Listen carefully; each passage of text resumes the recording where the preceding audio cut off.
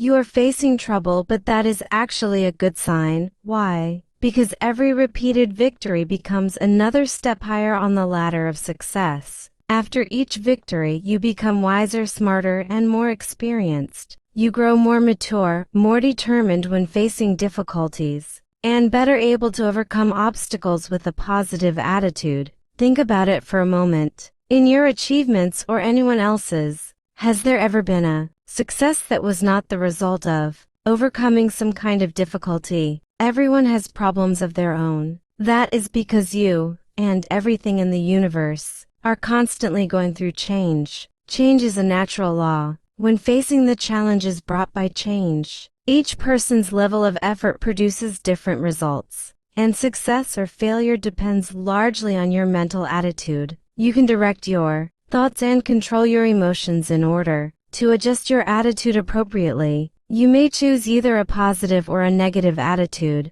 You can decide to influence, use control, or adapt to the changes within yourself and the world around you. Everything depends on you, because you are the master of your own destiny. When you face the challenges of change with a positive attitude, you will more easily discover reasonable solutions to your problems. How do you use a positive attitude to deal with problems? If you understand the basic principles of positive thinking, you can effectively apply the following formula whenever you face difficult situations. 1. Take time to think and search for solutions. Remember that every adversity hides an opportunity for those with a positive attitude. 2. Clearly state your problem. Analyze it and determine what the real issue actually is. 3. Tell yourself, trouble is good. 4. Ask yourself specific questions such as, A. What positive side does this problem contain? B. How can I turn this adversity into an opportunity and this obstacle into success? 5. Persist in searching for answers until you discover at least one workable solution. Now, the problems you face will generally belong to one of three categories. 1. Personal problems, emotional, financial, spiritual, moral, or physical. 2. Family problems. 3. Work or professional problems. Among these, personal problems are the most common. Therefore, we will tell you the story of an extraordinary man. He faced some of the most serious difficulties a human being could experience. As you read his story, pay attention to how he used a positive attitude to search for solutions to every challenge, and how he continued persisting until he finally succeeded. With a positive attitude, he faced the challenges of change inside United States Penitentiary Leavenworth. This man was born into poverty. As a child, he sold newspapers and shined shoes in bars along the Seattle docks to help support his mother. As he grew older, he worked aboard an Alaska cargo ship during summer vacations. At 17, after finishing high school, he left home. He wandered across America by riding freight trains and drifting from place to place. His companions were homeless men. He gambled and associated with all kinds of people, mercenaries, refugees, smugglers, and thieves. He even joined the gang of Pancho Villa in Mexico. He later said, "You cannot truly talk about life outside the law unless you understand it, even if you never personally commit evil acts. My greatest mistake was surrounding myself with bad people and criminals." He won money gambling, then lost it all again and again. Eventually, he was arrested for drug smuggling. He was brought to trial and sentenced to prison. However, for the rest of his life, Charlie Ward never repeated that mistake again. Charlie Ward was only 34 years old when he was arrested and imprisoned at United States Penitentiary Leavenworth. Before that, he had never been to prison. He felt extremely bitter and swore that no prison could hold him. Secretly, he searched for ways to escape. Then something happened. Charlie decided to change his attitude from negative to positive. He faced the challenge of change with a positive mindset. Something deep inside urged him to give up his hostility and become a good prisoner. From that moment on, life slowly began moving in a better direction for him. Simply by changing his thinking from negative to positive, Charlie Ward gradually learned to master himself. He no longer behaved aggressively. He no longer hated the federal officers who had arrested him. He no longer resented the judge who had sentenced him. Instead, he looked back calmly and reflected on the person he had once been. He became determined not to allow negative behavior to return in the future. He searched for ways to make prison life more bearable. First, he began asking himself questions.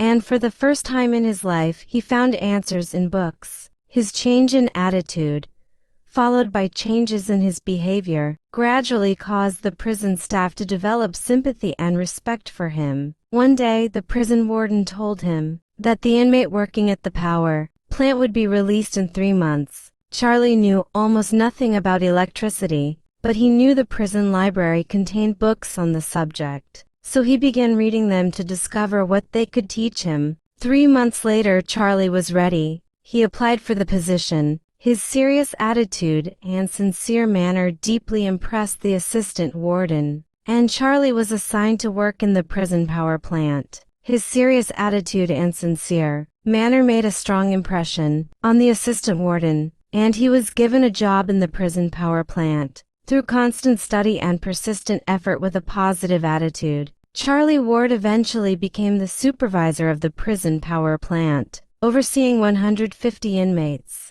He tried to encourage and motivate each prisoner to improve his circumstances as much as possible. When Herbert Hughes Bigelow, president of Brown and Bigelow in St. Paul, Minnesota, was sent to United States Penitentiary Leavenworth for tax evasion, Charlie treated him kindly and helped him adapt to the new environment. Bigelow deeply appreciated Charlie's kindness and support. Before his release, he told Charlie, "You've been very kind. When your sentence is over, come to St. Paul.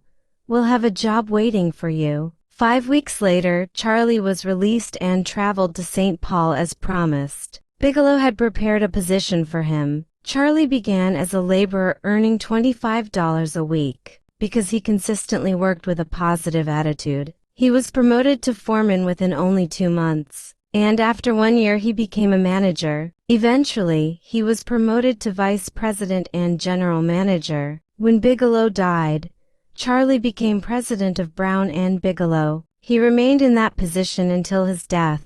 Under Charlie's leadership, company sales increased from $3 million to more than $50 million per year, making Brown and Bigelow the largest company in its industry. Because of his positive attitude and his desire to help less fortunate people, Charlie found peace, happiness, love, and many other good things in life. As president of the company, his full civil rights were restored in recognition of his exemplary way of living. Those who knew him respected him deeply, and they too became more willing to help others. Perhaps one of his most admirable actions was hiring more than 500 former prisoners. These employees continued to develop strong character under Charlie's firm but caring guidance and positive encouragement. Charlie never forgot that he himself had once been a prisoner. He wore his prison number on a bracelet as a reminder to himself. Charlie Ward had gone astray and was sentenced to prison.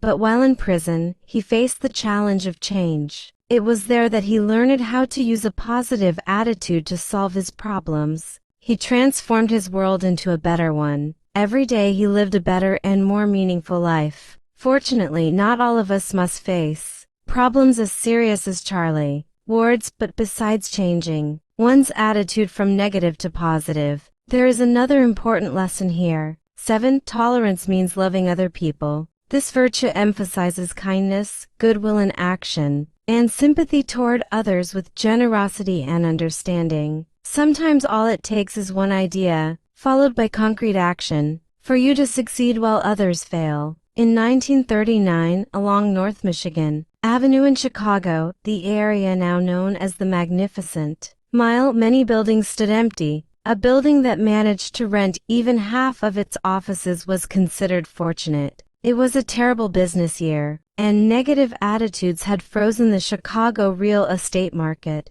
People often said things like, "Advertising is useless. Nobody has money anyway," or, "What can you do? You can't beat the times." But at that moment, one man cleared away the gloomy cloud. The building manager. He possessed a positive attitude and a bold idea. Then he took concrete action to make that idea a reality. Northwestern Mutual hired him to manage a large office building on Michigan Avenue. The company had acquired it through foreclosure. When he took over, only 1/10 of the office space was occupied. Yet within a single year, he increased occupancy to 100%, with a long waiting list of tenants. What was his secret? The new manager accepted the difficulty of no demand for office space as a challenge rather than a disaster. In an interview, he described what he had done during that time. "I knew exactly what I wanted. I wanted the building fully occupied, with important, high-quality tenants. I understood that in such unstable times, companies could not feel secure enough to commit to long-term leases. Therefore, I concluded that we could attract tenants if we did the following. 1. Select and pursue our own target customers. 2. Stimulate each prospect's imagination. I would offer them the finest office spaces in Chicago. 3. Provide luxury office space at rental prices no higher than what they were currently paying. 4. We would pay the remaining rent on their current office lease until it expired, provided they signed at least a 1-year lease with us at an equivalent price. 5. In addition, we would redesign and decorate the offices at no cost to the tenants. I would hire creative architects and top interior designers to customize each office according to the style of every new client." He reasoned as follows. 1. If the offices remained vacant for several more years, we would earn nothing anyway. Therefore, we had nothing to lose with such arrangements. We might not make a profit immediately, but it was still better than sitting idle waiting for the market to improve. 2.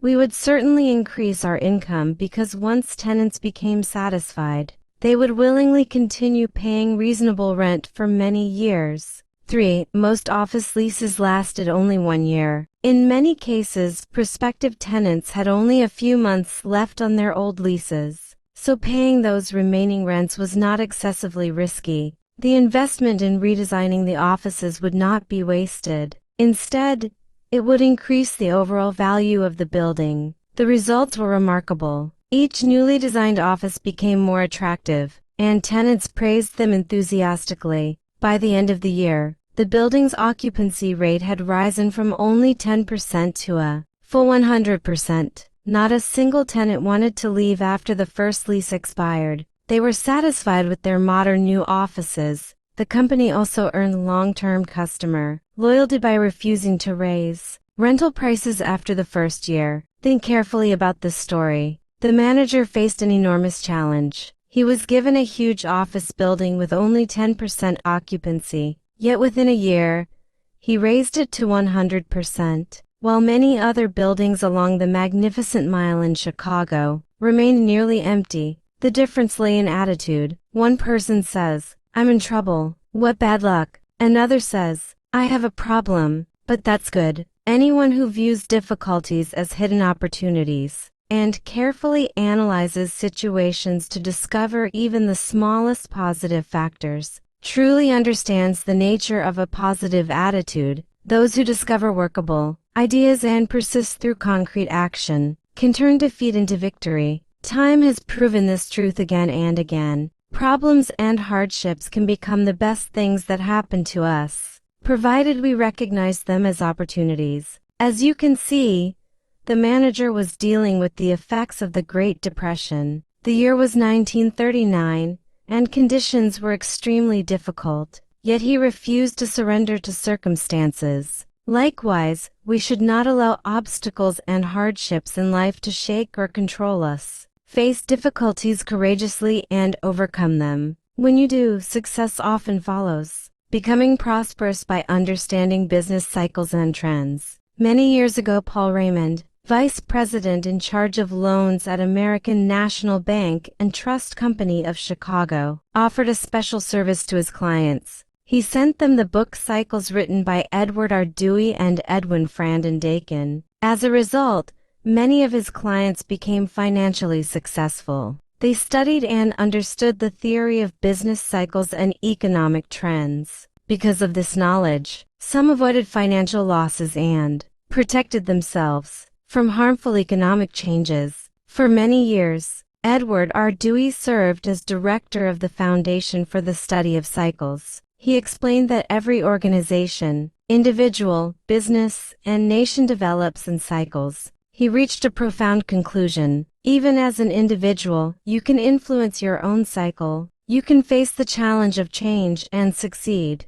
You can redirect trends to fit your own life, regardless of what the general trend may be. You do this through a new way of living, new inspiration, new ideas, and new actions. He was able to predict periods of decline and recovery before newspapers announced the recession that occurred. At the end of 1957, one of the bank's clients had already taken action. His company actively searched for business opportunities with a positive attitude. In 1958, the company achieved growth of more than 30%, exceeding the previous period by over 5%. Even though the entire industry as a whole was declining, sometimes cycles do not affect an entire industry or nation, but only the business activities of an individual or a single company. Such situations can also be anticipated and overcome. Consider the continuous growth of many American corporations despite the natural business cycle that normally includes growth, saturation, and decline. DuPont is a typical example. They face challenges with a new outlook,